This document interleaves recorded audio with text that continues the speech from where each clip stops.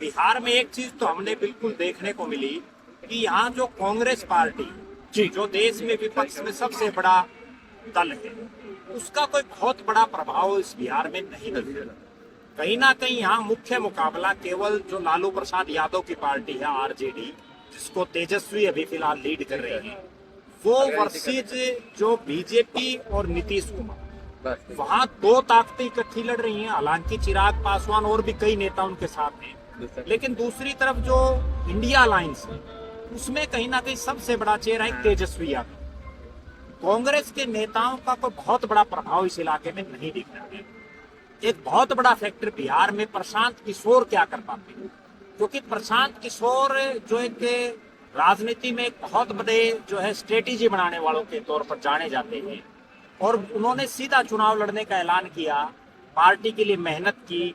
उसका क्या रिजल्ट जनता देती है वो भी जो है आने वाली 14 तारीख को पता चलेगा। एक विशेष बात ये भी है बिहार चुनाव की कि 14 तारीख को जो बाल दिवस मनाया जाता है, जिस दिन ये चुनाव परिणाम आएगा, उस दिन किसकी लुटिया डूबेगी और कौन यहाँ सत्ता का सरताज बनेगा।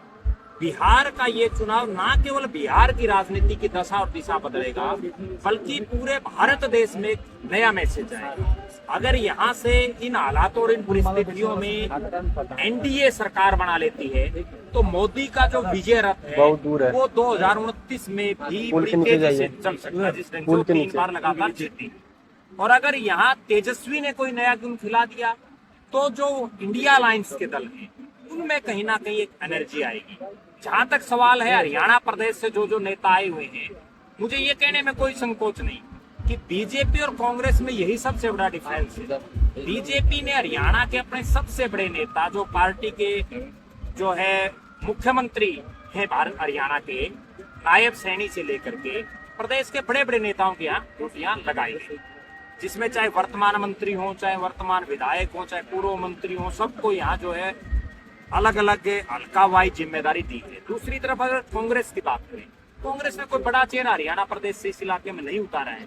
वो ये दर्शा रहा है कि हरियाणा प्रदेश के जो कांग्रेसी हैं उनका बिहार में कहीं कोई उपयोग पार्टी के नजरिए से नहीं दिख रहा है। अपने आप में हरियाणा के कांग्रेसियों के लिए बड़ा सोचने और समझने का विषय है कि पार्टी का आलाकमान आपको किस नजरिए से देख रहा है।